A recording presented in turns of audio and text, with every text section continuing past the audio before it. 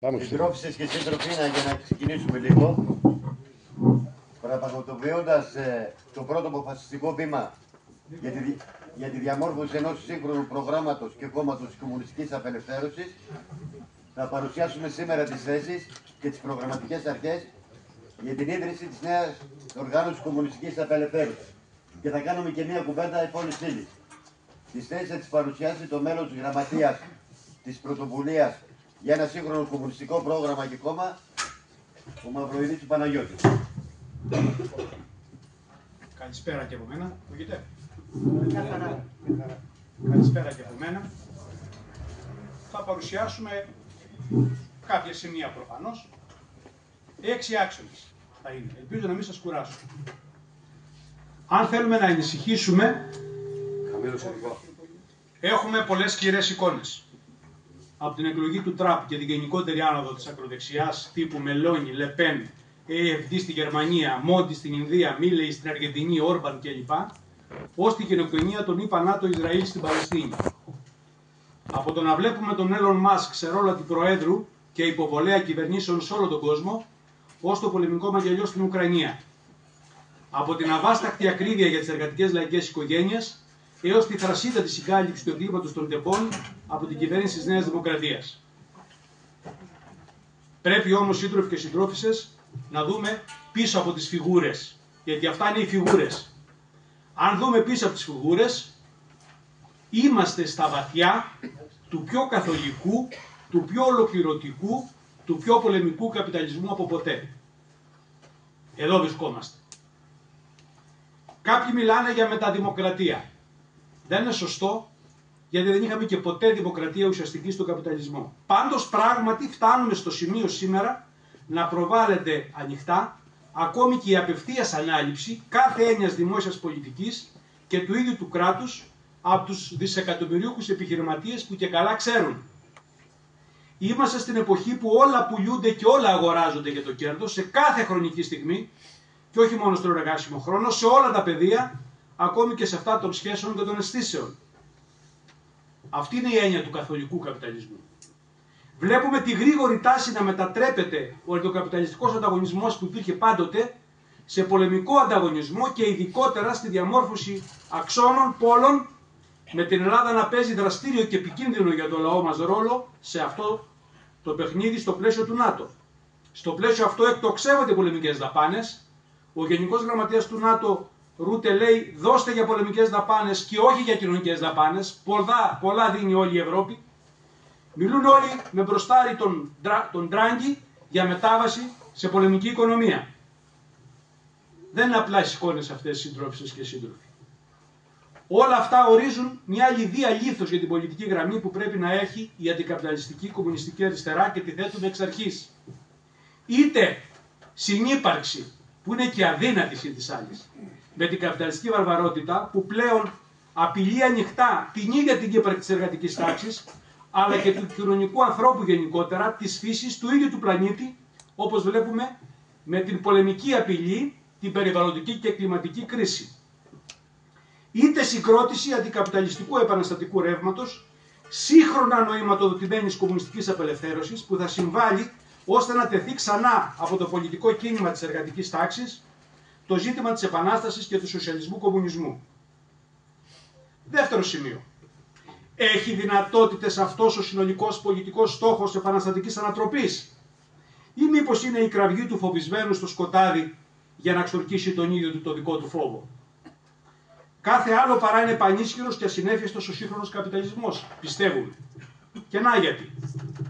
Σημείο πρώτο. Η οικονομία τους δεν πηγαίνει πρίμα. Λέω σύντομα.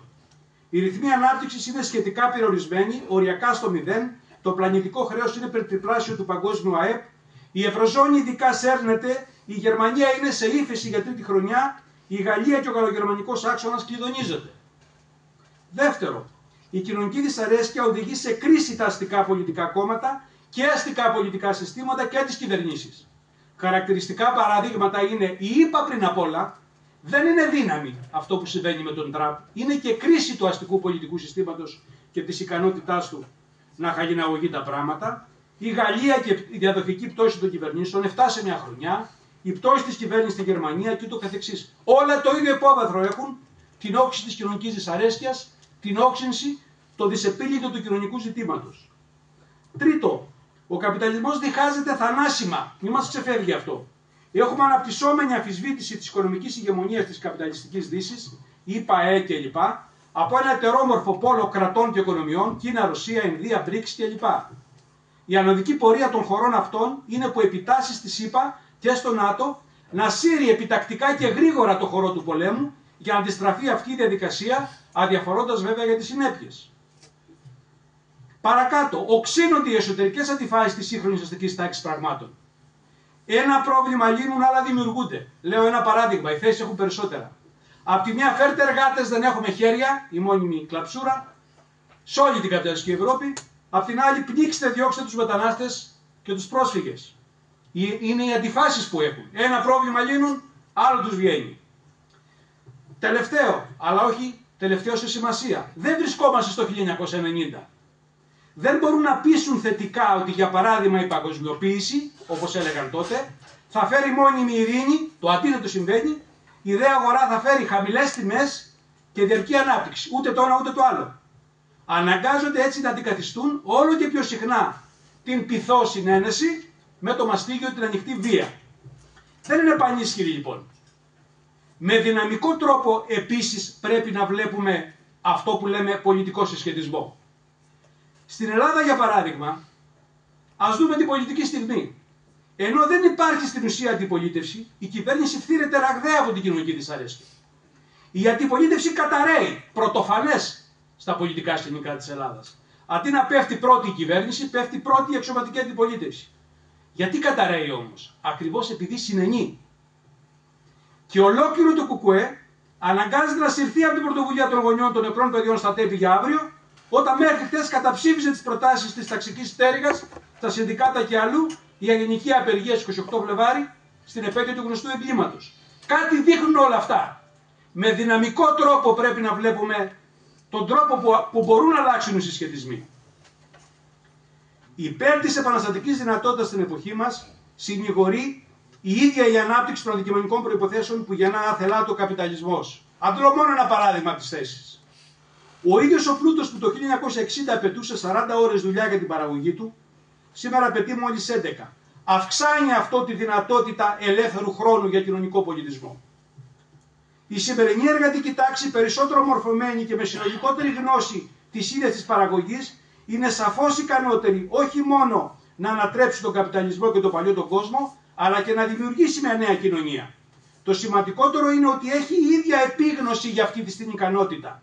Σε πολλές έρευνες που κάνουν οι γνωστές εταιρείες που κάνουν τις μελέτες ανθρώπινου δυναμικού, όπως το λένε αυτοί, οι εργαζόμενοι, ειδικά στις μεγάλες επιχειρήσεις, απαντούν σε μεγάλο ποσοστό ότι θεωρούν ότι οι προϊστάμενοι τους δεν υπερτερούν από αυτούς και είναι είτε άχρηστοι ή και είναι, δεν υπερτερούν ή και είναι και άχρηστοι. Και πολύ περισσότερο τα αφεντικά τους. Βεβαίως το ερώτημα και οι δυσκολίες είναι αν όχι μόνο το κοινωνικό υποκείμενο έχει τη δυνατότητα, όπως είπαμε πριν, αλλά αν δρά ταυτόχρονα και πολιτικά ή μήπως έχει σταυρό στα χέρια. Μια ματιά στη χώρα μας και σε όλο τον κόσμο μας δείχνει πως το προλεταριάτο της πόλης και των περιφερειών, του εργοστασίου, των υπηρεσιών της αγροτικής εκμετάλλευσης αγωνίζεται. Δρά και συνολικά πολιτικά. Αν αυτή η πολιτική δράση δεν παίρνει τελικά τη μορφή της συνολικής πολιτικής αναμέτρησης με τον καπιταλισμό, όπως θα θέλαμε εμείς, και εγκλωβίζεται αδιέξοδα στον αστικό κοινοβουλευτισμό και κυβερνητισμό, που είναι αλήθεια αυτό, είναι ζήτημα που αφορά και τον ίδιο το χαρακτήρα της αριστεράς. Και έτσι πρέπει να το δούμε. Αν αυτή πείθει πως αποτελεί όπλο για τον κόσμο. Διότι είναι βέβαιο ότι οι άνθρωποι χρησιμοποιούν όποια όπλα θεωρούν διαθέσιμα και χρήσιμα. Θα επανέλθουμε σε αυτό το σημείο. Τρίτο σημείο. Για να αλλάξουμε τον κόσμο, για να ανατρέψουμε το σάπιο κόσμο του κέρδους, της βίας, της ανισότητας, των πολέμων, το σύγχρονο καπιταλισμό, πρέπει να τον διαβάσουμε.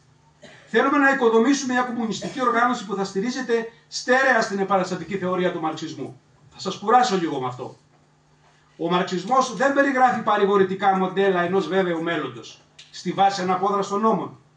Η διπλή μαγεία του συνίσταται στο ότι αφενός διεκδικεί μια επιστημονική αντικειμενικότητα στην ακριβή εξέταση του καπιταλισμού, σε κάθε βαθμίδα εξέλιξής του, και ταυτόχρονα εντοπίζει όσο γίνεται πιο επιστημονικά, όχι γενικά την ανάγκη του κομμουνισμού, αλλά τις δυνατότητες για αυτόν, ακριβώς μέσα από τις ενδογενείς αντιφάσεις και τάσεις του καπιταλισμού και φυσικά τη δράση του υπογεμονικού παράγοντα. Υπερασπίζουμε λοιπόν ακριβώς αυτόν τον επιστημονικό χαρακτήρα του μαρξισμού και στις τρεις ουσιώδεις πλευρές του. Πρώτον, ο μαρξισμός συγκροτεί συνεκτική θεωρία για τον καπιταλισμό και τις κρίσεις του. Όχι όμως μόνο αυτό. Σε αυτό το παραδέχονται και το χρησιμοποιούν ακόμα και οι αστεί. Δεύτερο στοιχείο του. Αποτελεί θεωρία της πάλης των τάξεων ως κέντρο της ιστορικής εξέλιξης των ανθρώπινων κοινωνιών. Αυτό οι αστεί το αφήνουν στην άκρη. Και τρίτον, συγκροτεί θεωρία για τον κομμουνισμό. Αυτό και αν θέλουν να το ξεχάσουν όλοι. Και όχι μόνο οι αστεί, αλλά και η ρεφορμιστική αριστερά. Λαμβάνοντας συνδυαστικά και τα τρία αυτά στοιχεία, ο μαρξισμός εν τέλει αναπτύσσει τη βαθύτερη εσωτερική λογική του ακριβώς ως θεωρία που γεννά την πολιτική πρακτική της δυνατότητας για τον κομμουνισμό. Μαρξισμός πάνω απ' όλα σημαίνει τεκμηρίωση της δυνατότητας για τον κομμουνισμό. Ο καπιταλισμός είναι δυναμικό εξελισσόμενο σύστημα, διατηρώντας και βαθαίνοντας τα εκμεταλλευτικά και καταπιεστικά του χαρακτηριστικά σε κάθε βαθμίδα εξέλιξής του. Ανάλογα ωστόσο εξελίσσεται και αυτό που αποτελεί αντικαπιταλιστική κριτική, αλλά και κομμουνιστική εναλλακτική σε αυτόν. Ανάλογα εξελίσσεται η ίδια η εργατική τάξη, το κοινωνικό υποκείμενο της Επανάστασης. Κάθε στάδιο και βαθμίδα του καπιταλισμού έχει τον κομμουνισμό του, για να το πω λίγο περιφραστικά. Απαιτεί δηλαδή την ανάπτυξη της επαναστατικής θεωρίας γενικά, όσο και του ίδιου του επαναστατικού κοινωνικού και πολιτικού υποκειμένου. Ο μαρξισμός έχει στο κέντρο της ανάλυσης του την πάλη των τάξεων. Ωστόσο, σπάνια αυτή εμφανίζεται γυμνή, ως αγώνα ζωής και θανάτου, τάξη ενάντια σε τάξη. Γι' αυτό και απορρίπτει ο μαρξισμός το στήρο αντικειμενισμό, τον τυφλό οικονομισμό, την υποτίμηση της αυτοτελούς πολιτικής και θεωρητικής διαπάλης, της μάχης στο επίπεδο των πολιτικών συσχετισμών και της διαμόρφωσης της συνείδησης, καθήκοντα που πρέπει να πάρει στις πλάτες του ένα σύγχρονο επαναστατικό πολιτικό υποκείμενο, ένα σύγχρονο κομμουνιστικό κόμμα με το αντίστοιχο κομμουνιστικό πρόγραμμα. Χρειάζεται να γράφεται και να ξαναγράφεται το κομμουνιστικό μανιφέστο της εποχής μας. Όχι ως ένας εξυγχρονισμένος νεκρός τσελεμεντές, αλλά με επίγνωση σύντροφοι ότι η ανάλυση δεν αρκεί. Πρέπει να ακολουθείται από τη σύνθεση και τη δοκιμή στην πολιτική μαζική πρακτική δράσης της εργατικής τάξης και των επαναστατών. Όσο είμαστε υποχρεωμένοι να αναλύουμε πώς είναι τα πράγματα σήμερα στον καπιταλισμό, στο ένα ή στο άλλο ζήτημα, άλλο τόσο οφείλουμε να μιλάμε με τη μέγιστη δυνατή σαφήνεια για το πώς θα μπορούσαν και θα έπρεπε να είναι. Η περίφημη πολιτική γραμμή διαμορφώνεται σε αυτό ακριβώς το απαιτητικό πεδίο της πολιτικής δοκιμασίας, της διαμόρφωσης με ρίσκα και βεβαιότητες ενός οδικού χάρτη για να βαδίσει κανείς σήμερα έχοντας ως οδηγό το στόχο της κομμουνιστικής απελευθέρωσης, αλλά και να επιβεβαιώνει ή να τροποποιεί αυτόν τον στόχο με βάση τις πολιτικές εμπειρίες του άμεσου πεδίου παρέμβασης για τη διαμόρφωση των πολιτικών συσχετισμών. Αυτό σημαίνει μαχόμενο κομμουνιστικό πρόγραμμα που να διατρέχει την πολιτική πάλι από πάνω προς τα κάτω, από το στόχο στο σήμερα και από κάτω προς τα πάνω, από τη ζωντανή εμπειρία ως την γενίκευση αυτής της εμπειρίας. Αυτό είναι και το όριο ανάμεσα στη δράση μιας επαναστατικής σύγχρονης κομμουνιστικής οργάνωσης ή κόμματος με συνολικό πρόγραμμα κομμουνιστικής αναλλακτικής. Αυτή είναι η διαφορά και το όριο με μια τίμια απλή σοσιαλιστική δημοσιολογία ή κάποια μαχητική, έστω συνδικαλιστική δράση. Τέταρτο σημείο. 6 σας είπα. Διατυπώνεται από πολλούς το ερώτημα αν ο κομμουνισμός είναι ακόμη η νιώτη του κόσμου ή αν είναι αμετάκλητα φθαρμένη έννοια. Καλός ή κακός. Θα μπορούσαμε να πούμε το ίδιο και να δούμε τη φρικτή κακοποίηση που υπάρχει και για άλλες έννοιες, όπως η δημοκρατία, η ελευθερία, η δικαιοσύνη, η ηθική. Όλα τα διέστρεψαν. Όποιος είναι στις λάσπες και στην πόχα θέλει να λασπώσει τα πάντα. Ο τυφλός στη σπηλιά του σε τραβάει για να παλέψει. Μην κάνουμε όμως συζήτηση μόνο σε αυτή τη βάση. Όπως ο καπιταλισμός είχε τη δική του ταραχώδη ιστορία αιώνων, χοντρικά από το 15ο αιώνα έως τη βιομηχανική επανάσταση, για να εγκαθιδρυθεί προσωρινά ως κυρίαρχη μορφή της κοινωνικής εξέλιξης, ως τώρα, έτσι και ο σοσιαλισμός, κομμουνισμός, έχει και αυτό στη δική του ιστορία μια κάθε άλλο παρά ευθύγραμμη ή πάντα ανωδική πορεία.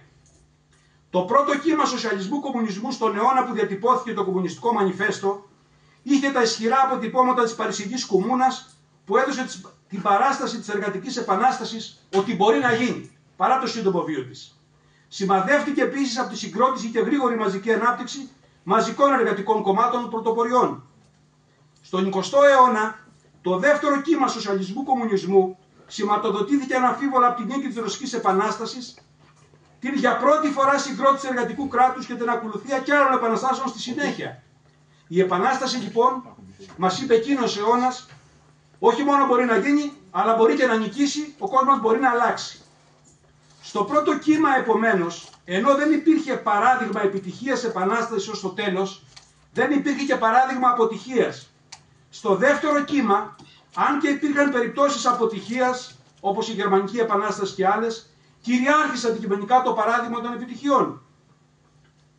Στον 21ο αιώνα, στον αιώνα μας δηλαδή, οι απολογητές του αστικού κόσμου εύλογα υπερτονίζουν το προηγούμενο της αποτυχίας όχι απλά επαναστατικών εξεγέρσεων, αλλά πολύ περισσότερο το στοιχείο του εκφυλισμού της ήττας και ήττας των εργατικών επαναστάσεων στο μακροπρόθεσμο καθήκον, στο πεδίο δηλαδή του κομμουνιστικού μετασχηματισμού. Για το σκοπό αυτό ισχυρίζονται αυτοί πρωτίστως με μέγιστο πάθος, πως ό,τι κατέρευσε στη Σοβιετική Ένωση και την Ανατολική Ευρώπη ήταν και είναι, μιλώντας για την Κίνα, ακριβώς ο σοσιαλισμός κομμουνισμός και όχι κάποια στερευλωσή του. Αναζητώντας εμείς σήμερα στην εποχή μας ένα τρίτο κύμα σοσιαλισμού κομμουνισμού, θέλουμε δεν θέλουμε επομένως, είμαστε υποχρεωμένοι να αναμετρηθούμε στα ίσα μεταξύ των άλλων και με το επιχείρημα περί αποτυχίας. Δεν πρόκειται για ανοιχτό λογαριασμό της ιστορίας που αφορά το παρελθόν, αλλά ζήτημα που αφορά το παρόν και το μέλλον του εργατικού κομμουνιστικού κινήματος. Εντός της συζήτησης στην κομμουνιστική αριστερά υπάρχει μια ερμηνευτική προσέγγιση που λίγος πολύ εκ των υστέρων βέβαια ισχυρίζεται ότι τελικά δεν έγινε και τίποτα, είτε στη Σοβιετική Ένωση είτε και στην Κίνα, απλά πέρασε από μια μορφή καθαρού καπιταλισμού σε έναν τύπο κρατικού καπιταλισμού. Υπάρχει και μια συμμετρική της ανάλογη άποψη που πρακτικά ακολουθεί το σχήμα σοσιαλισμός ίσον επανάσταση όταν οριμάσουν οι συνθήκες για κατάληψη της κρατικής εξουσίας, συν αιώνια μεταβατική περίοδος έως ότου οριμάσουν οι συνθήκες. Στο πλαίσιο αυτό, τόσο ο υπαρκτός που κατέρευσε, όπως στην περίπτωση της Σοβιετικής Ένωσης, αλλά και αυτός που δεν κατέρευσε, όπως στην Κίνα, αντιμετωπίζονται σύμφωνα με την πρώτη άποψη ως μη τυπικές ίσως καπιταλιστικές χώρες με παραγνώριση των επαναστατικών αλμάτων και μετέπειτα κατακτήσεων, είτε στην περίπτωση της δεύτερης άποψης ως μεταβατικές κοινωνίες προς το σοσιαλισμό, άγνωστο μέχρι πότε θα είναι αυτή η μετάβαση.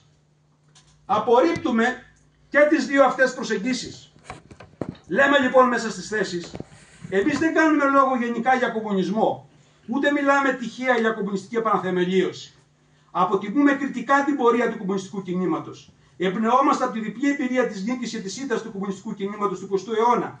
Θεωρούμε κομμάτι μας την Οκτωβριανή Επανάσταση, την Παιδική Αντίσταση, τον Δημοκρατικό Στρατό, τις επαναστάσεις όπου γης.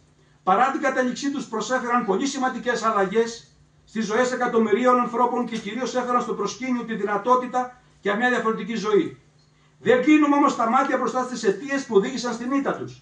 Στόχος μας είναι να μην επαναληφθούν τα λάθη που οδήγησαν στο σταδιακό εκφυλισμό και μετατροπή του σε ιδιότυπα αυταρχικά αντεργατικά εκμεταλλευτικά καθεστώτα και μετατροπή των επαναστατικών κομμάτων που ενέπνευσαν και οργάνωσαν τις μάζες σε γραφειοκρατικούς, εξουσιαστικούς αντιεπαναστατικούς μηχανισμούς. Στις θέσεις αναφερόμαστε περισσότερο αναλυτικά από ποτέ στη μετάβαση από την Επανάσταση και μετά, δηλαδή προς την πορεία σε σοσιαλισμό-κομμουνισμό. Όχι μόνο γιατί αν δεν φανταστούμε τον κόσμο αλλιώς δεν μπορούμε να τον αλλάξουμε, αλλά και γιατί οφείλουμε να επανατοποθετήσουμε πολλά πράγματα και να μην επαναλάβουμε απλά κάποιες αρχές, ούτε βέβαια να παραλαμβάνουμε το γνωστό «καλώς ήταν καμωμένα όλα, ώσπου τα χάλασε ο τάδε ηγέτης μια συγκεκριμένη χρονιά». Η καθοριστική περίοδος μετά την επιτυχία μιας επανάστασης και τη στερέωσής της απέναντι στην αναπόφευκτη αντιεπανάσταση, είναι αυτές οι δύο πρώτες φάσεις, η καθοριστική όμως περίοδος είναι αυτή των βασικών κοινωνικο-οικονομικών και πολιτικών μετασχηματισμών προς το σοσιαλισμό-κομμουνισμό στη συνέχεια, στο όνομα των οποίων έγινε άλλωστε η Επανάσταση. Η Επανάσταση δεν γίνεται για να υπάρξει μια νέα εξουσία γενικά, αλλά για να λύσει κοινωνικο-οικονομικά προβλήματα από τάξεις που θέλουν να λυθούν αυτά τα προβλήματα. Πρόκειται αναμφίβολα για μια μακρά περίοδο με φάσεις και αντιφάσεις και κυρίως με οξύτατη ταξική, πολιτική, θεωρητική και πολιτισμική διαπάλη ανάμεσα όχι μόνο στα υπολείμματα της αστικής κοινωνίας και στις νέες κομμουνιστικές τάσεις, αλλά και γενικότερα ανάμεσα στο παλιό και στο νέο. Η πορεία προς τον σοσιαλισμό-κομμουνισμό οφείλει να είναι μια πορεία εξάλληψης ταξικής συγκρότησης της κοινωνίας. Αυτή ωστόσο δεν μπορεί να διασφαλιστεί με διατάγματα. Εννοείται θα χρειαστούν και αυτά. Βαδίζει παράλληλα με τους επαναστατικούς μετασχηματισμούς της εργατικής εξουσίας δημοκρατίας, οι οποίοι δεν απαλωτριώνουν απλά τις κορυφές και το υλικό υπόβαθρο της αστικής τάξης με εθνικοποιήσεις ή άλλες δομικές πράξεις, αλλά πρέπει να μεταμορφώνουν το σύνολο των κοινωνικών σχέσεων, όχι μόνο ως προς την ιδιοκτησία ή την ομή του εισοδήματος, αλλά ως προς τη θέση και το ρόλο των ανθρώπων στην εργασία, στην κοινωνική ζωή, στον πολιτικό στίβο, στον κοινωνικό πολιτισμό. Σημαντική επισήμανση. Η επανάσταση σε μια χώρα, λένε οι θέσεις, δεν αναβάλλεται έως ότου οριμάσουν οι συνθήκες διεθνώς. Αλλά και δεν μπορεί, λέμε, να ολοκληρωθεί ως προς την τρίτη και καθοριστική της φάση, αν δεν επικρατήσει διεθνώς. Αυτή η παραδοχή όμως φέρνει και μία άλλη. Η μετάβαση προς τον σοσιαλισμό-κομμουνισμό σε μια επαναστατημένη χώρα θα γίνεται σε συνθήκες συνύπαρξης με το καπιταλιστικό σύστημα, που είναι και αυτό εξορισμού διεθνές. Αυτό σημαίνει με τη σειρά του την ταξική πάλι στην περίοδο της μετάβασης, εκτός από εσωτερική διάσταση, έχει και διεθνή διάσταση. Όχι μόνο με την έννοια του κινδύνου της επέμβασης ή του πολέμου, αλλά και στην τυπική ειρηνική περίοδο μέσω των εμπορικών και οικονομικών σχέσεων, του ρόλου του χρηματοπιστωτικού συστήματος ανταλλαγών κλπ. Ακόμη δηλαδή και αν φανταστεί κανείς μια σχετικά γοργή περίοδο ελαχιστοποίησης της ταξικής διαστρωμάτωσης σε μια επαναστατημένη χώρα, η αναπόφευκτη έστω και μερική ένταξη της τελευταίας στη διεθνή καπιταλιστική αγορά θα θέτει διαρκώς σκληρά διακυβεύματα που εν τέλει θα αναγεννούν τις τάξεις και τον ταξικό ανταγωνισμό μαζί και τις πολιτικές σχέσεις εξουσίας. Λέω ένα παράδειγμα. Για να εξαχθούν εμπορεύματα από επαναστατημένη χώρα προς καπιταλιστικές χώρες πρέπει να έχουν ανταγωνιστικές τιμές. Και αυτό θέτει τα διλήμματα της επαναστατικής κυβέρνησης για τη μείωση του κόστους παραγωγής, που με τη σειρά του, ειδικά σε συνθήκες χαμηλής παραγωγικότητας, θα σπρώχνει προς περιορισμό της εργατικής αμοιβής, αλλά και σε αυταρχικά μέτρα για την επιβολή της καθήλωσης των μισθών. Δεύτερη επισήμανση. Ακόμη και σε ένα περιβάλλον διεθνούς προβαδίσματος του σοσιαλισμού-κομμουνισμού, δηλαδή σε υλικές συνθήκες που αυτός θα μπορεί να επιβάλλεται στα υπολείμματα του καπιταλιστικού κόσμου παγκόσμια, η μετάβαση, προσέξτε λίγο, από τον καθέναν ανάλογα με την εργασία του, όπως λέμε στην πρώτη φάση, στον καθέναν ανάλογα με τις ανάγκες του, άμα το καλοσκεφτούμε σύντροφοι, είναι μια τεράστια πολιτική και πολιτισμική αλλαγή. 1000 φορές πιο δύσκολη από το τσάκισμα του αστικού κράτους ή του ΝΑΤΟ. Να αποδεχθεί δηλαδή μαζικά η κοινωνία ότι εγώ που δουλεύω περισσότερο δεν θα παίρνω περισσότερα, αλλά θα παίρνει ο Βασίλης επειδή το έχει περισσότερο ανάγκη. Γιατί αυτό συνδέεται με το αν θα έχει μεταβληθεί ο ίδιος ο χαρακτήρας της εργασίας από ατομική υποχρέωση επιβίωσης ή και αγκαρία, όπως είναι, σε δημιουργία και προσφορά στην κοινωνία και στην αντίστοιχη μεταβολή γενικότερα των κοινωνικών αξιών. Το καταλαβαίνουμε ότι είναι μια τεράστια πολιτισμική επανάσταση άλλης κλίμακας. Τρίτη και πιο σημαντική επισήμανση, κατά τη γνώμη μου. Σε όλα τα εκμεταλλευτικά και καταπιστικά συστήματα, με κορυφαίο βέβαια τον καπιταλισμό, η κοινωνική, πολιτική, πολιτισμική διαπάλη έχει αναμφίβολα ως υπόβαθρο την ταξική διαίρεση. Αυτό δεν σημαίνει όμως ότι σε μια προοπτική μείωση και τελικά κατάργηση της ταξικής διαστρωμάτωσης και των ίδιων των τάξεων στον κομμουνισμό, στο εξής η κοινωνία θα στερείται αντιθέσεων και διαπάλης. Ούτε ότι αυτές οι αντιθέσεις θα είναι ήρεμες και μη ανταγωνιστικές, όπως έλεγαν τα παλιά εγχειρίδια της πολιτικής οικονομίας της ΕΣΔ, ούτε ότι αυτές οι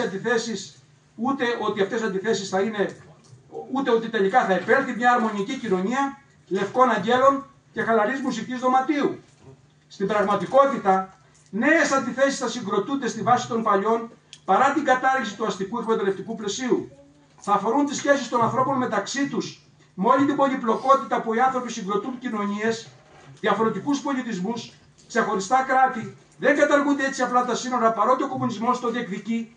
Δοξασίες και θρησκείες, θα υπάρχουν αντικειμενικές διαιρέσεις ή κατασκευές με βάση το φύλο, τις σεξουαλικές προτιμήσεις, αλλά και με βάση την πρόσβαση στα τεχνολογικά μέσα, τις δυνατότητες αλλά και τους κινδύνους που αυτά έχουν, τη στάση απέναντι στην επιστήμη, το χάσμα ανάμεσα στην άμεση εμπειρία, αίσθηση και τη συσσόρευση επιστημονικής γνώσης που γεννά ποικίλες τάσεις και πολλές φορές και τρόμο στον κόσμο, αλλά και αντιθέσεις που θα αφορούν τη σχέση της ανθρώπινης κοινωνίας με τη φύση, τα πεπερασμένα όρια της.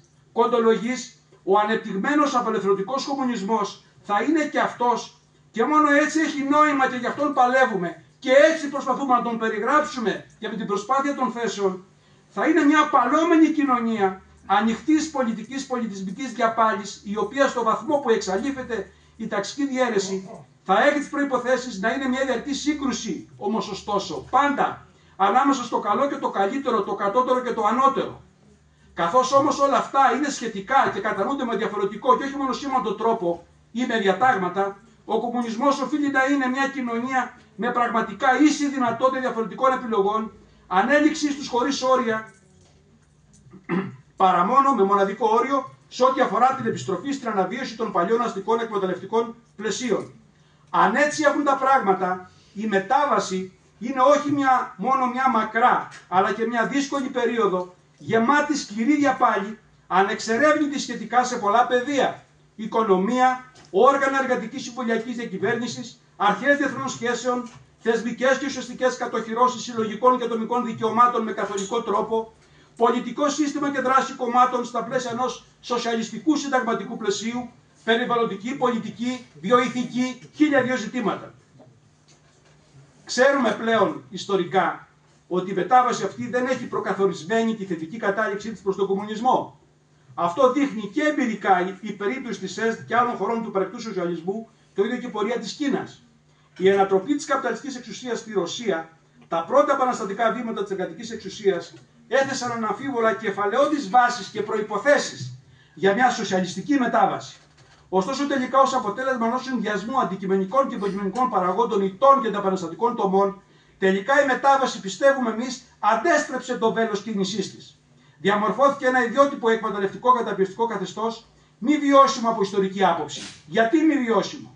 Γιατί από τη μια μεριά δεν ανέπτυσε τα βασικά στοιχεία μιας σοσιαλιστικής κοινωνίας, ενώ παράλληλα είχε διαρρήξει βασικές τυπικές λειτουργίες μιας κεφαλαιοκρατικής κοινωνίας. Το αποτέλεσμα ήταν μια αντίστροφη πορεία με τελική κατάληξη στην ανοιχτή καπιταλιστική παλινόρθωση. Το ερώτημα είναι τι συμπέρασμα βγαίνει από όλα αυτά.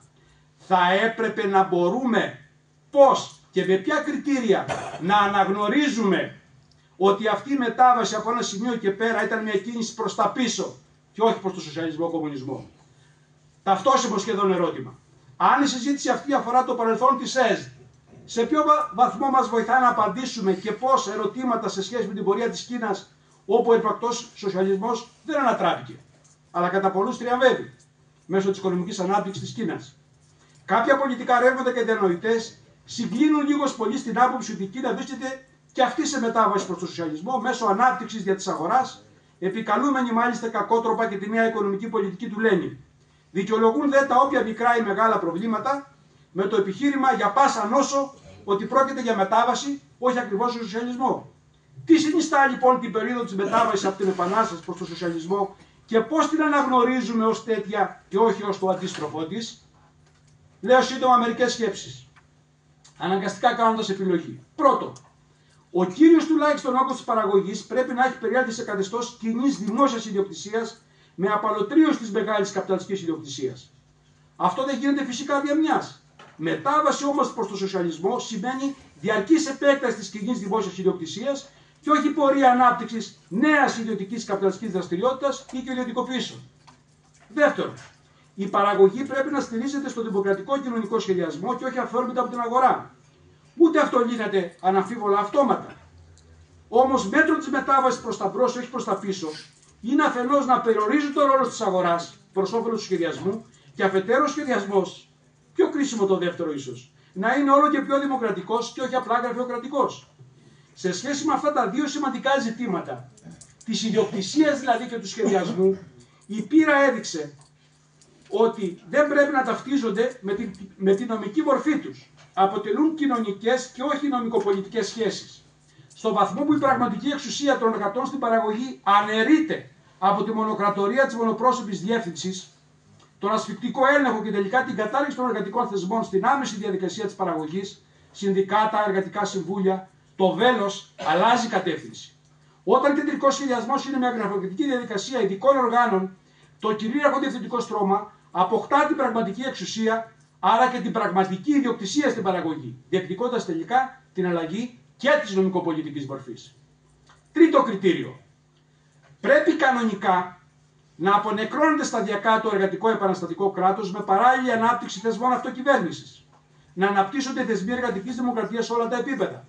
η εργατική εξουσία είναι τέτοια στο βαθμό που συνιστά δημοκρατία των εργατών παραγωγών του κοινωνικού πλούτου και πολιτισμού, όχι μόνο με την αυτονόητη έννοια της παραχώρησης δικαιωμάτων ελέγχου, που δυστυχώς καθόλου δεν θεωρήθηκαν αυτονόητα στον υπαρκτό σοσιαλισμό τέος και νυν, αλλά με την έννοια της άσκησής τους από τα εργατικά συμβούλια και άλλους θεσμούς επαναστατικής διακυβέρνησης ως κανόνας και όχι ως εξαίρεση, όπως τον καπιταλισμό. Τα πεδία δε άσκησης και διαρκούς ανάπτυξης εργατικής δημοκρατίας είναι αυτά της παραγωγής εργασίας, που δεν πρέπει να αντιμετωπίζεται ως τεχνικά ουδέτερος χώρος, λέμε μέσα στις θέσεις όπου απαγορεύεται η πολιτική, αλλά και της δημόσιας πολιτικής ζωής και γενικά σε όλες τις σφαίρες της συλλογικής κοινωνικής δραστηριότητας. Χρειάζεται μια ειδική αναφορά σε αυτό το κριτήριο της εργατικής δημοκρατίας. Γιατί?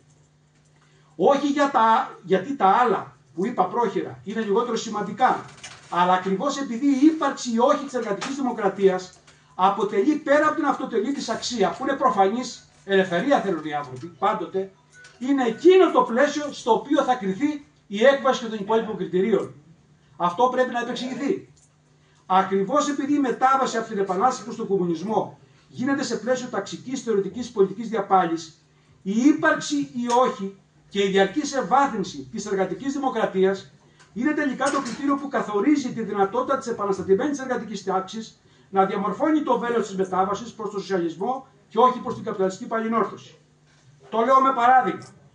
Είναι ο αγώνας της εργατικής τάξης απέναντι ακόμα και στο εργατικό κράτος και στο κόμμα της, που πρέπει να κρίνει εάν η ανισότητα θα αυξάνεται, όπως συμβαίνει σήμερα με ηλικιώδες ρυθμούς στην Κίνα, ή αν θα μειώνεται.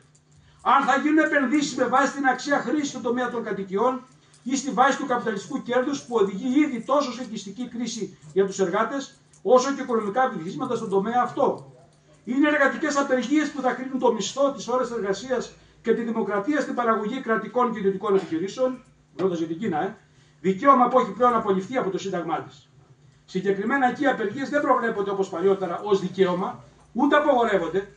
Απλά με τη σοφία ότι μοιραία θα γίνουν, τα συνδικάτα υποχρεώνονται νομικά να ρυθμίσουν την κατάληξη των απεργιών, αυτό το ρυθμίσουν πάντως εισαγωγικά και καταλαβαίνετε τι σημαίνει, συνεργαζόμενα με το κράτος και τις δημόσιες και ιδιωτικές επιχειρήσεις, καθώς και το κόμμα.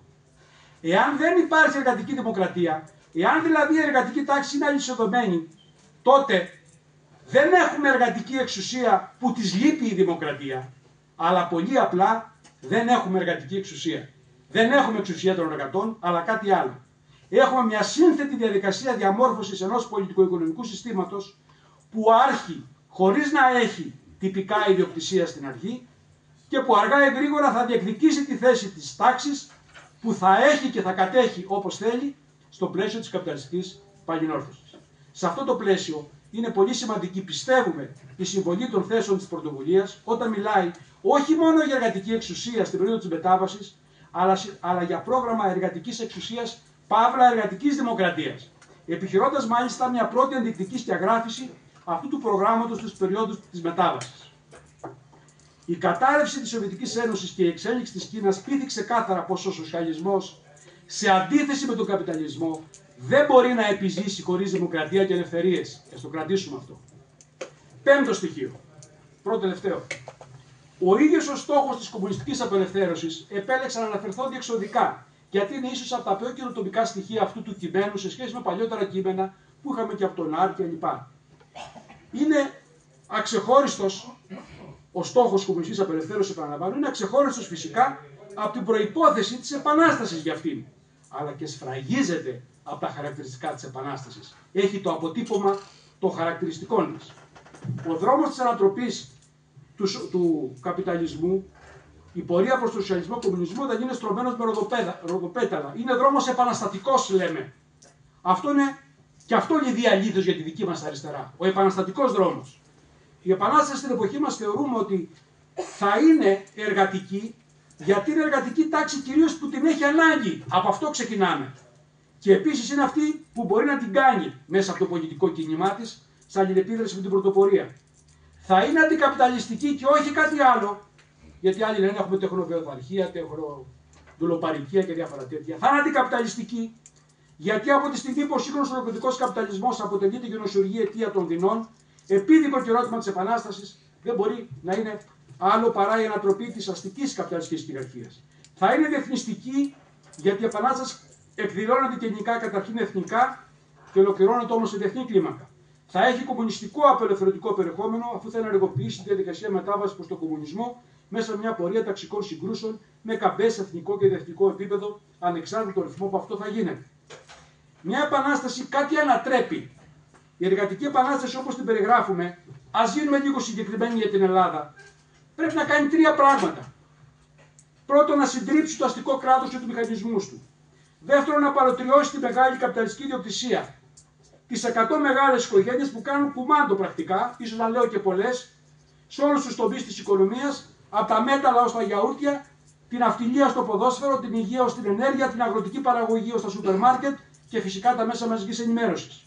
Και τρίτον, γιατί μιλάμε για την Ελλάδα, να κόψει με μαχαίρι τους δεσμούς αίματος και συμφέροντος του κεφαλαίου με τους διεθνείς καπιταλιστικούς μετασχηματισμούς, Ευρωπαϊκή Ένωση και ΝΑΤΟ, γιατί χωρίς αυτούς δεν μπορούν να σταθούν.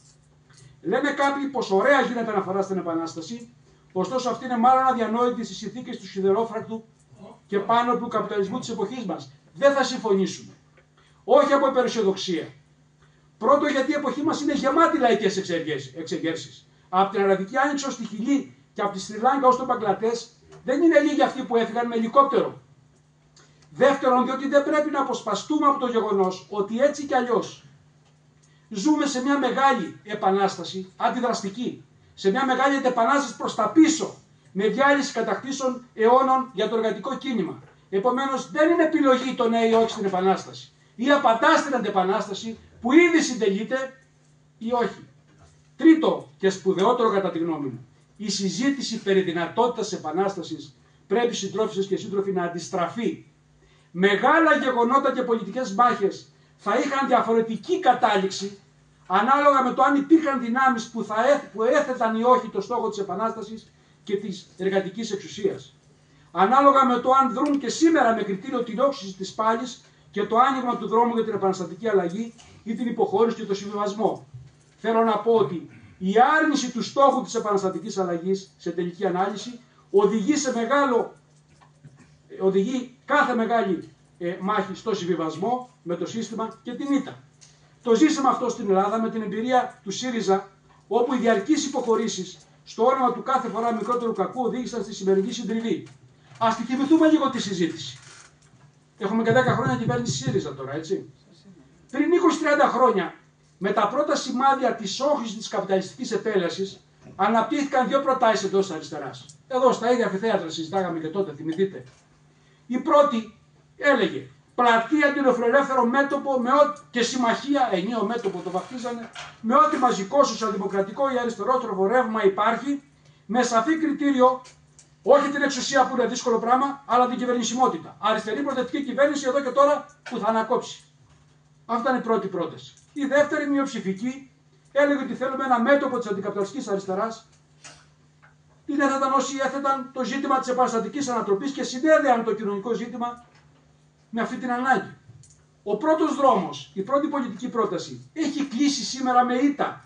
Τόσο στον ευρύ τη στόχο, δηλαδή την υπόθεση ότι δήθεν κάποια κυβέρνηση ΣΥΡΙΖΑ ή εργατικών στην Αγγλία ή Biden στην Αμερική. Όλη η αριστερά ήταν με τον Biden στην Αμερική. Ή Λούλα, ή Σοσιαλιστικού Κόμματος στην Ισπανία ή στην Πορτογαλία, όπου συμμάχισε η αριστερά και το Κομμουνιστικό Κόμμα, θα μπορούσε να προσφέρει ανάσχεση, αποφεύγοντας βαρουφάκια το θέμα της ρήξης με τα ιερά και τα όσια του καπιταλισμού. Όχι μόνο δεν έγινε αυτό, αντίθετα, εισέπραξε τη φθορά της διαχείρισης της αστικής πολιτικής, προσφέροντας άπλετο χώρο στην επέλαση της ακροδεξιάς, δηλαδή της πιο επιθετικής αστικής πολιτικής. Ειδικότερα όμως σήμανε την ήττα της αριστερής πλευράς αυτού του πλατιού μετώπου, είτε με πλήρη ενσωμάτωσή του στη δεξιά πλευρά και ουσία του, είτε στην απόλυτη διάλυσή της. Βεβαίως διατυπώνεται και τη συζητούμε και η άποψη ότι μπήκε σε δοκιμασία όχι μόνο αυτή η πολιτική πρόταση, αλλά και η πρόταση του ανεξάρτητου αντικαπιταλιστικού μετώπου. Είναι σωστό αυτό? Και όχι και ναι, κατά τη γνώμη μας. Και το επεξηγούμε. Όχι, γιατί χωρίς την ύπαρξη έστω της πλειοψηφικής αυτής οπτικής, της ανάγκης δηλαδή, διακριτής αντικαπιταλιστικής επαναστατικής αριστεράς, σήμερα θα είχαμε και στην Ελλάδα μελώνει σύντροφοι. Η κοινοβουλευτική αριστερά θα έμοιαζε και στην Ελλάδα πιο πολύ με το Κομμουνιστικό Κόμμα Γαλλίας και το ΑΚΕΛ. Και συνολικά, εάν δεν υπήρχε η επαναστατική αριστερά στην Ελλάδα, εάν δεν υπήρχε συμβολή της Ανταρσία με όλα τα προβλήματά της, όλος ο άξονας της πολιτικής συζήτησης και ιδιαίτερα στην αριστερά θα ήταν πολύ πιο δεξιά. Απ' την άλλη, βεβαίως, λέμε ναι, δοκιμάστηκε με προβλήματα και η δική μας η πρόταση, γιατί το πρόταγμα της αντικαπιταλιστικής προοπτικής με κινηματική έστω συμπλήρωση είναι αναγκαίο μεν, αλλά όχι επαρκές να σταθεί στο ύψος της αναμέτρησης με την αστική πολιτική και την πίεση του αριστερού κυβερνητισμού ή του κομματικού κατενάτσιου του ΚΚΕ. Η πρόταση αυτή χρειαζόταν και χρειάζεται μια διπλή ανάπτυξη και εμβάθυνση σήμερα. Μια ανάπτυξη προς τα πάνω και σε βάθος, γι' αυτό επιμένουμε, αυτό συνιστά αυτή η κομμουνιστική πρωτοβουλία δική μας. Δηλαδή με προγραμματική σύνδεση με μια σοσιαλιστική κομμουνιστική στρατηγική και εναλλακτική. Δεν αρκεί ο αντικαπιταλισμός, πρέπει να πεις και κάτι παρακάτω και κάτι βαθύτερα. Και δεύτερον, χρειάζεται μια ανάπτυξη προς τα κάτω και ταξικά. Με την έννοια ότι χρειάζεται το σύγχρονο αντικαπιταλιστικό πρόγραμμα να αγωνιμοποιείται και να στηρίζεται μέσα στην προσπάθεια για ένα ταξικό εργατικό κίνημα που θα συγκρούεται με την τάση υποταγής και ανάθεσης, αλλά και στην ανάπτυξη συγκεκριμένων πολιτικών μαχών που θα έχουν στόχο να κλονίσουν και να ανατρέψουν βασικούς πυλώνες της αστικής πολιτικής, όπως την ανατροπή του Δημοσιονομικού Συμφώνου, την ανατροπή των πολεμικών δαπανών, το διώξιμο των βάσεων, την ανατροπή των ιδιωτικοποιήσεων και άλλα. Συντρόφισσες και σύντροφοι, λείπει καταφανώς και στοιχειωδώς η αντιπολίτευση. Ακριβώς επειδή λείπει η ανατρεπτική επαναστατική αριστερά με διακριτούς μαζικούς όρους. Αυτή είναι η γνώμη μας. Γι' αυτό και ξεχωρίζουμε πολιτικά σήμερα την ανάγκη της ανασυγκρότησης της αντικαπιταλιστικής αριστεράς, τη συγκρότηση αντικαπιταλιστικού πολιτικού μετώπου με συνεκτικό περιεχόμενο και σαφή φυσιογνωμία, πιο εργατικό, πιο ταξικό, πιο νεανικό, ανεξάρτητα από τα αφορμιστικά ρεύματα για την αστική πολιτική και με βαθύτερη δημοκρατική λειτουργία. Η πολιτική μας κατεύθυνση για συσπήρωση της ανεξάρτητης αντικαπιταλιστικής αριστεράς και μάλιστα με μεγαλύτερη σύνδεσή της με τη συνολική σοσιαλιστική κομμουνιστική προοπτική αποτελεί λιδία λίθος για την πολιτική μας, ανεξάρτητα από τις δυσκολίες που υπάρχουν, αντιφάσεις και λάθη που αναγνωρίζουν. Άλλοι συζητούν άλλα. Αυτή η γραμμή του ΝΑΡ και της νέας κομμουνιστικής οργάνωσης είναι απόλυτα ανταγωνιστική, θέλω να πω, προς κάθε εκδοχή προοδευτικού πόλου και αναζήτησης νέας προοδευτικής κυβέρνησης, όπως αναζητάει Πασόκ, ΣΥΡΙΖΑ ή και Νέα Αριστερά, νέου λαϊκού μετώπου, υποταγή στη μη επαναστατική και αναπτυκτική πολιτική του ΚΚΕ ή περιορισμού στο κινηματικό αντάρτικο χωρίς συνολική πολιτική παρέμβαση. Το ΚΚΕ, κατά τη γνώμη μας, σε καμία περίπτωση δεν μπορεί να αποτελέσει τον πόλο ούτε μια στρατηγική επαναθεμελίωση με όρους σύγχρονης κομμουνιστικής στρατηγικής. Δεν φιλοξενεί αυτή τη συζήτηση για τον κομμουνισμό της εποχής μας και την επαναστατική στρατηγική της εποχής μας, αλλά ούτε ανταποκρίνεται στην ανάγκη μιας έστω ανατρεπτικής εργατικής αντιπολίτευσης σήμερα στην κυβέρνηση της Νέας Δημοκρατίας και της αστικής και ευρωνησιακής πολιτικής. Λέω άλλα δύο παραδείγματα.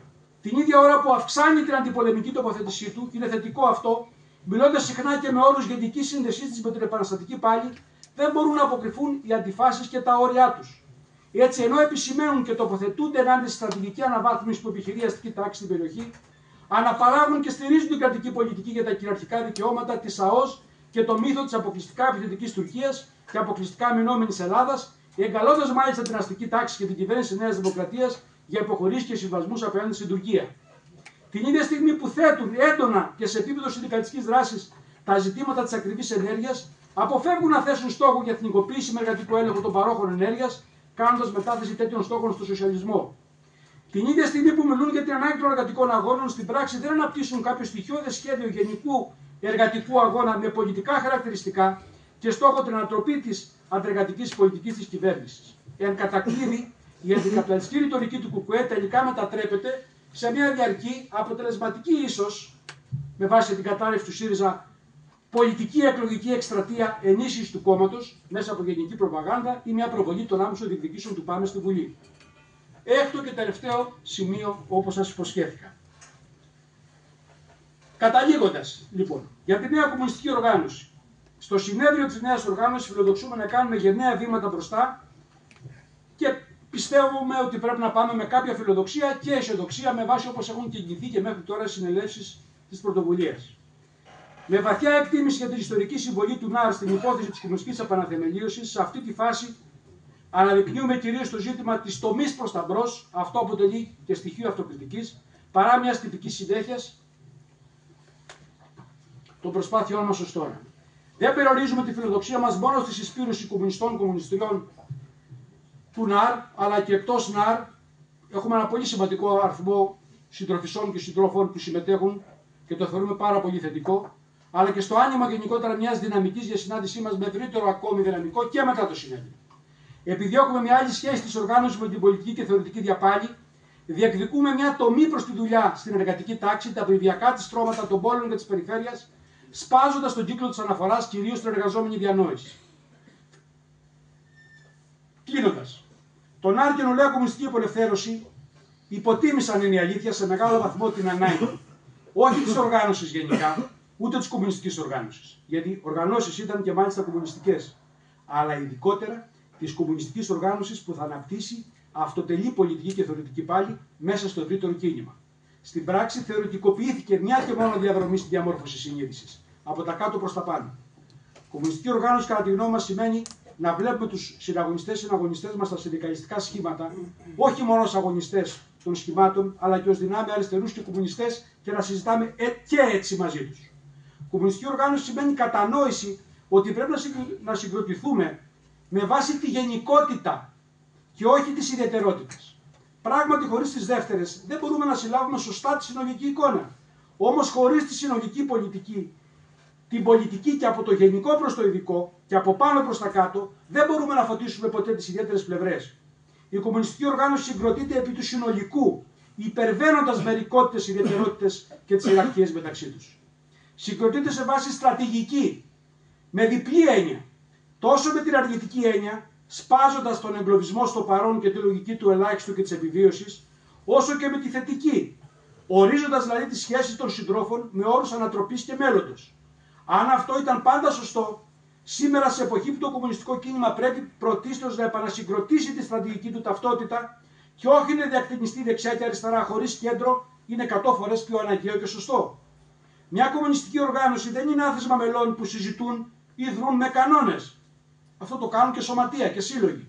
Ούτε πολύ περισσότερο τα δρούν αναπερίπτωση και κατά το δοκούν. Η κομμουνιστική οργάνωση πρέπει να ορίζει μια αυστηρή πολιτική σχέση, ένα συλλογικό πλαίσιο μιας ισχυρής πολιτικής δέσμευσης προς ένα κοινό μακροπρόθεσμο σκοπό, τον κομμουνισμό της εποχής μας. Υπογραμμίζει την ενότητα θέλησης αυτών που είναι στην ίδια πλευρά. Πρέπει να έχουν ισχυρή την αίσθηση ότι είναι στην ίδια πλευρά. Ανεξάρτητα από τις διαφορές που μπορεί να υπάρχουν, ανεξάρτητα από τις διαφωνίες, ανεξάρτητα ακόμη και από τις αντιπάθειες που μπορούμε να έχουμε. Ο κοινός σκοπός είναι ο κομμουνισμός. Η προοπτική ενός εξωτικού μέλλοντος μιας κοινωνίας χειραφέτησης από τους προσδιορισμούς ατομικής ιδιοκτησίας και της εκμετάλλευσης, αναδιοργανωμένη σύμφωνα με την ελεύθερη ένωση, το κοινό δημόσιο όφελος, τις συλλογικές αποφάσεις των παραγωγών, το συλλογικό κοινωνικό πολιτισμό. Ως σύντροφοι συντρόφισσες, η στράτευσή μας είναι εθελοντική, ασφαλώς. Αλλά οι δράσεις μας στη συνέχεια δεν είναι πάντα ακριβώς της επιλογής μας. Κάνουμε όχι ό,τι μας ταιριάζει, αλλά ό,τι χρειάζεται. Όχι από τυπική υποχρέωση, αλλά διότι το οφείλουμε και στους συντρόφους μας. Βλέπουμε τις δράσεις μας ή την απουσία τους μέσα από τα μάτια των συντρόφων μας. Το μέρος μιας κομμουνιστικής οργάνωσης υπερβαίνει την αίσθηση της πολιτικής ως ατομικής πεποίθησης και επιλογής. Η συνειδητή πειθαρχία σε μια κομμουνιστική οργάνωση δεν είναι περιορισμός, εάν είναι συνειδητή, αλλά είναι απελευθέρωση από τον ατομικιστικό εγωισμό, τον πολυξερισμό που εν τέλει οδηγεί σε ακύρωση και των ατομικών ταλέντων. Είναι απόφαση για συλλογική δουλειά και δύναμη, έτσι ώστε αυτή να μπορεί να κάνει τα αδύνατα για έναν ή πολλά άτομα δυνατά. Αυτό είναι η οργάνωση. Οι κομμουνιστές κομμουνίστριες σε ένα τέτοιο πλαίσιο νιώθουν ότι η οργάνωση τους κάνει καλύτερους και καλύτερους από ό,τι θα μπορούσαν ποτέ να είναι μόνοι και μόνες τους. Η κομματική συντροφική ιδιότητα σε μια τέτοια κομμουνιστική οργάνωση είναι το αφετηριακό σημείο του κομμουνισμού. Γιατί ακριβώς αλλάζει τη σχέση μας με τον εαυτό μας, καθώς τον βλέπουμε μέσα από τη σχέση μας με τους συντρόφους μας και τον κόσμο στον οποίο δρούμε για τις ιδέες μας. Ευχαριστώ.